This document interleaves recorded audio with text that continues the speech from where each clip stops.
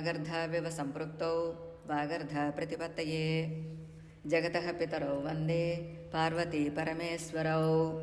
ఈరోజు మనం అరుణి మహర్షి గురించి తెలుసుకుందాం.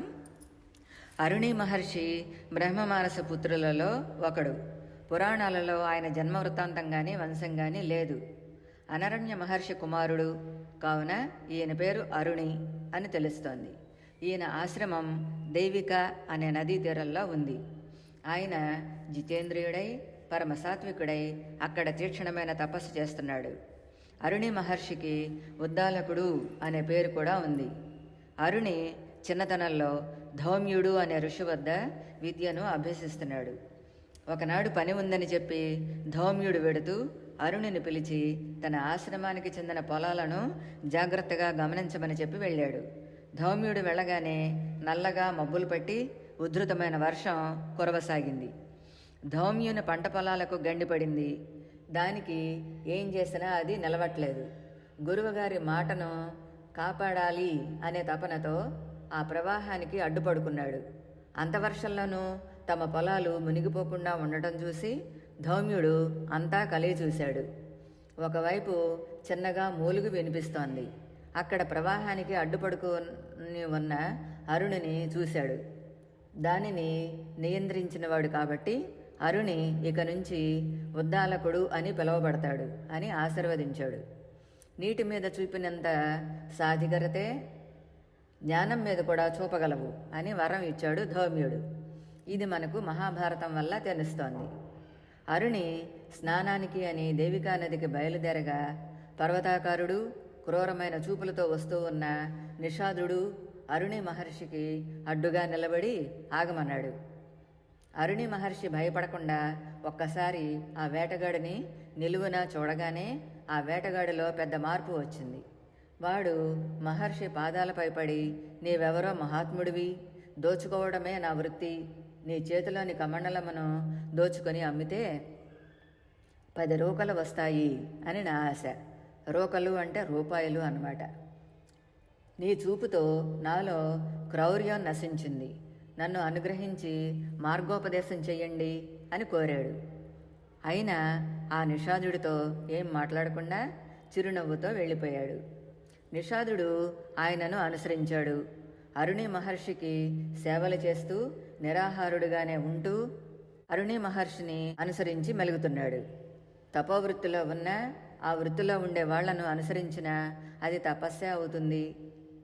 ఒకనాడు అరుణి మహర్షి స్నానం చేసి బయటకు వచ్చి బట్టలు పిండుకుంటూ ఉన్న సమయంలో ఒక పులి ఆయనను చంపడానికి గాండ్రిస్తూ వచ్చింది. ఆ ప్రక్కనే ఉన్న నిషాదుడు దానిని తన విల్లమ్ములతో చంపాడు. అరుణి మహర్షి అది చూసి నారాయణ నారాయణ అన్నాడు. ఆ పులి అరుణి మహర్షితో ఇలా అంది, ఆ నారాయణ నామం విన్న తర్వాత నాకు శాప విమోచనం అయ్యింది. నేను దీర్ఘబాహుడను, రాజును. సాత్వికులైన బ్రాహ్మణులను తృణీకరించి పరాభవించాను. నీలో సత్వగుణం లేదు, పెద్దలను గౌరవించడం తెలియదు, నీవు శార్దూలమై జన్మించు అని శపించారు. నేను ప్రాధేయపడగా నీవు ఒక మునిని చంపటానికి వెళ్ళినప్పుడు ఒక భిల్లుని చేతిలో నీకు మృత్యువు కలుగుతుంది. ఆ ముని ఉపదేశించిన నారాయణ మంత్రం వల్ల నీకు శాప విమోచనమై వైకుంఠ ప్రాప్తిని ఇస్తుంది. మా శాపం నీకు అలా ముని దర్శనానికి మోక్షానికి కారణం అవుతుంది అని చెప్పారు. అని చెప్పి నారాయణ మంత్రశక్తితో సత్వగుణంతో ఆయనకు నమస్కరించి వెళ్ళిపోయాడు. అరుణి మహర్షి ఆ వేటగాడితో, ఆనాడు ఉపదేశం చేయమని అడిగావు కదా, ఇందాక నేను అన్న నారాయణ మంత్రం జపం చేస్తూ కాలం గడపమని పంపాడు. సత్యనిష్ట కలిగి ఉండమన్నాడు. రుజుమార్గంలో ఉండమని, అహింస చేయవద్దు అని, సకలీ వృక్షాల పళ్ళు తినవద్దు అని, అనగా మద్య మాంసాలు తినవద్దు అని చెప్పి పంపించాడు అరుణి మహర్షి నిషాదుణ్ణి. అలా నిషాదుడు తపస్సు చేసుకుంటూ ఉన్న సమయంలో దూర్వాస మహర్షి అటుగా వెడుతున్నాడు. ఆ మహర్షిని చూసి మా ఇంటికి వచ్చి ఆతిథ్యం స్వీకరించండి అన్నాడు. సరే అని వెళ్ళాడు దూర్వాస ముని. ఆయన ఇల్లు ఒక చెట్టు తొర్ర. ఈ నిషాదుడు మునిని ఏమేమి పళ్ళు తింటారు అని అడిగాడు. వాడితో ఆయన 100 పనస పళ్ళు అంటూ ఇంకా ఏవేవో చెప్పాడు. అవి పెట్టడానికి నిషాదుడు ఆకులు కోసుకుని వచ్చి విస్తరి దొన్నెలు చేశాడు. చెట్టు తొర్రలోంచి ఒక పాత్ర తెచ్చి దానిలో పళ్ళు పెట్టి తినమన్నాడు. వీడిలో ఎక్కడైనా తామసగుణం కనిపిస్తుందేమో చూద్దాం అనుకొని ప్రతిదాన్ని కూడా ముక్కలు చేసి తిన్నాడు. వాడు ఏదీ సృష్టించలేదు, తపస్సును వ్యర్థం చేయలేదు. ఇలా ఉండమని ఎవరు చెప్పారు వీడికి అనుకొని లేచి వెడుతూ, నీవు సత్యమే తపస్సుగా కలిగిన వాడవు కావున నీ పేరు సత్యతపుడు అని చెప్పి వెళ్ళిపోయాడు. ఆ సత్యతపుడి తపస్సులో మంత్రాలు స్ఫురిస్తున్నాయి. వాటిని ఫలాపేక్ష లేకుండా మననం చేస్తున్నాడు.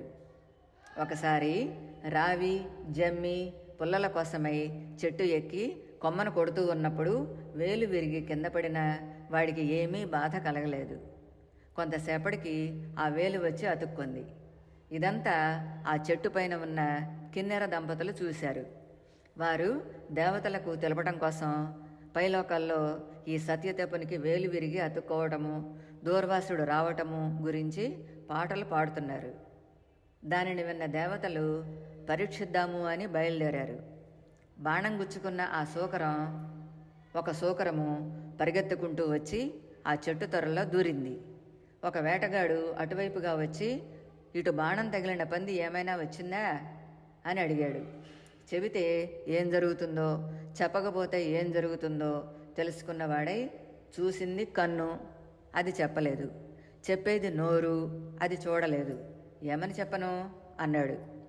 వెంటనే ఆ వేటగాడు విష్ణువుగా మారి, ఆ లోపల పంది రూపంలో దూరింది మా అన్నగారు ఇంద్రుడు.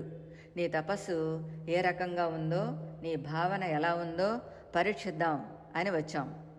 నీలో ఎటువంటి అభిప్రాయము లేదు.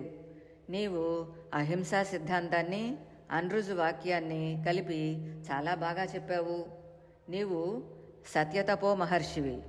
నీ అంతట నీవే నీలో వేదమంత్రాలను స్ఫురింప చేసుకున్న వాడివి. నీకు ఇవ్వటానికి మా వద్ద ఏమీ లేదు. నీవు ఆత్మజ్ఞానం వైపు వెళ్ళు అని చెప్పారు. అమానిత్వం అదంభిత్వం అహింస క్షాంతిరార్జవం ఆచార్యోపాసనం శౌచం స్థైర్యమాత్మ వినిగ్రహ.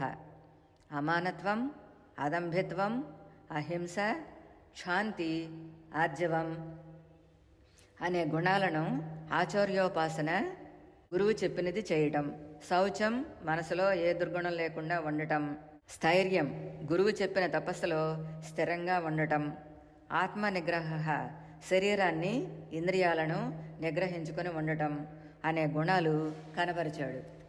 అరుణి మహర్షి అగ్నిసాక్షిగా ఒక కన్యను వివాహం చేసుకున్నాడు. వారికి శ్వేతకేతువు అనే కుమారుడు పుట్టాడు. శ్వేతకేతువు 12 సంవత్సరాల పాటు వేదవాంగ్మయమంతా నేర్చుకొని తిరిగి వచ్చాడు. తండ్రితో, నేను నేర్చుకొని విద్య అంటూ లేదు, గురువు దయతో అన్ని విద్యలు నేర్చుకున్నాను అని గర్వంతో పలికాడు. నాయనా, నీకు విద్యాధిక్యత వల్ల గర్వం ఎక్కువ కనబడుతోంది. ఏ ఒక్క విషయం నేర్చుకుంటే మిగతా విద్యలన్నీ అందులోనే వస్తాయో, ఇతరమైన ఏ విద్యలతో అవసరం లేదో అటువంటి రహస్య విద్య ఏదైనా నీకు గురువు బోధించాడా అని తండ్రి కుమారుణ్ణి అడిగాడు. చెప్పలేదు అన్నాడు శ్వేతకేతువు. అది నువ్వు అడిగితేనే చెప్పే విద్య అన్నాడు అరుణి మహర్షి. ఆ తరువాత అరుణి మహర్షి శ్వేతకేతువుకు ఇలా బోధ చేశాడు. ఈ ప్రపంచం అంతటికీ అధిష్టానమైన ఒకానొక వస్తువు ఉన్నది. దానికి పరమాత్మ బ్రహ్మ వస్తువు అని పేరు. అది తెలుసుకుంటే జగత్తులోని బంధన హేతువులు అయినటువంటివన్నీ కూడా జీవుడిని విసర్జిస్తాయి. ఆ వస్తువును తెలుసుకునే ప్రయత్నంలో ఉన్న వాడికే బంధనాలు అతడిని వదిలిపెట్టడం మొదలు పెడతాయి. కంటికి కనిపించే ఈ ప్రపంచం అంతా కూడా సృష్టికి పూర్వం సద్రూపమైన పరబ్రహ్మంగానే ఉంది. అది భేదంగా ఉన్న ఈ జగత్తు అంతా దేనియందు అధిష్టానంగా విశ్రమిస్తోందో, దేనిని ఆధారంగా చేసుకొని ఈ జగత్తు పెరుగుతోందో అనే దాన్ని తెలుసుకోవడమే పరావిద్య. మొట్టమొదట అగ్ని, దాని నుండి ఉదకము, దాని నుండి అన్నము అనగా ద్రవ్యము పుట్టి ఇవన్నీ కలిసి జీవులుగా మారాయి. వాటి వెనుక కాల పరబ్రహ్మ వస్తువు ఉన్నది అని తెలుసుకొని తపస్సు చేసుకో. న్యగ్రోధం అంటే మర్రి చెట్టు. దాని కాయలను పగలగొడితే గింజలు ఉంటాయి. ఆ గింజను పగలగొడితే ఏమీ ఉండదు. కానీ దానిలో ఆ మహావృక్షం యొక్క సూక్ష్మ రూపం ఉంది. అలాగే పరమాత్మ సూక్ష్మమైన బీజమందు సకల జగత్తు ఇముడి ఉంది. దానిని గురించిన ధ్యానమే నీ తపస్సు. అట్లే గురువుని చేరి మానవుడు దారి తెలుసుకొని ముక్తి పొందాలి. ఈ విధంగా తండ్రి వద్ద బ్రహ్మజ్ఞానం తెలుసుకొని మనస్సు అన్నమయము అని, ప్రాణము ఉదకమయము అని, వాక్కు తేజోమయము అని విభజించి విడమరిచి తెలియచేశాడు. పరమాత్మ అంతటా ఉన్నాడు అని తెలిపాడు. తరువాత శ్వేతకేతువు దేవలుని కుమార్తె అయిన సువర్చలను వివాహం చేసుకొని పుత్రులను పడసి తండ్రికి పాదాభివందనం చేసి తండ్రిని విడిచి తపస్సు చేసి బ్రహ్మర్షి అయి తరించాడు. అరుణి మహర్షి తన స్వదేశమైన పాంచాల రాజ్యంలోనే కాకుండా మద్ర, తక్షశిల వంటి చోట్ల పేరు మోసిన గురువుల వద్ద విద్యను అభ్యసించాడు. దేనిని గుడ్డిగా నమ్మక గురువుల ద్వారా వచ్చిన జ్ఞానాన్ని తన విచక్షణతో పోల్చి చూసుకున్నాడు. తాను నమ్మిన సత్యాన్ని ఉపనిషత్తుల రూపంలో అందించాడు. తన కుమారుడైన శ్వేతకేతువుతో జరిపిన సంభాషణ ఒక వేదాంత పాఠంలాగా తోస్తుంది. అరుణి మహర్షి వద్ద ఆస్తిక మహర్షి అధర్వణ వేదమును అభ్యసించినట్లు తెలుస్తోంది. గురుకృపను పొందాలి అనే తపనలో అరుణికి ఉన్న విధేయత కీలకమైనది. భగవంతుడు, గురువు మనలను ఆశీర్వదించే గుణాన్ని పెంపొందించుకోవడానికి మనము తల్లిదండ్రుల మరియు ఉపాధ్యాయుల మాటలు వినాలి. అట్లే గురువుని చేరి మానవుడు దారి తెలుసుకుని ముక్తి పొందాలి అని తెలిపినవాడు. తండ్రికి పిల్లల పట్ల ఉండవలసింది మమకారం కాదు, వాత్సల్యం ఉండాలి అని తెలిపాడు. తత్వవేత్తలలో ప్రముఖుడు, వేదాంతాలైన ఉపనిషత్తులలో అరుణి మహర్షి బోధలు ప్రముఖంగా కనిపిస్తాయి. భారతీయ చింతనకు ముఖ్యమైన వాక్యము తత్వమసి, అది నువ్వే అనేది అరుణి మహర్షి చెప్పినదే. ఈ విధంగా అరుణి మహర్షి జీవితం మనకు ఆదర్శప్రాయం. ఓం అరుణి మహర్షియే నమః. స్వస్తి.